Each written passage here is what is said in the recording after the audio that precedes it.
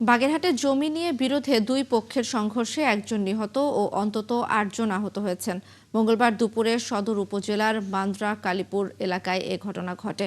Police ও এলাকার মানুষ জানায়, দীর্ঘদিন ধরে ওই এলাকায় একটি জমি নিয়ে দুই পক্ষের মধ্যে বিরোধ চলছিল। এরই জেরে মঙ্গলবার অস্ত্র ও লাঠিসোঁটা নিয়ে দুই পক্ষ সংঘর্ষে জড়ায়। এ সময় আহত হয় বেশ কয়েকজন।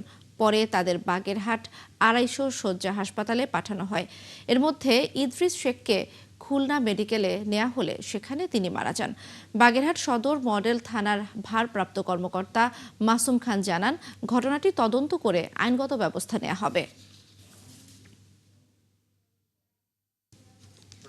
খুলনা মেডিকেল কলেজ হসপিটালে মারা গেছে, কিন্তু আমরা এখন স্টিল নাও আমাদের সোর্স থেকে এখনো কনফার্ম করতে না, আমাদের কাছে খবরটা আসছে। জি, বুঝতে পারছি। সংক্রান্ত বিরোধী আহত ৮ জন আহত।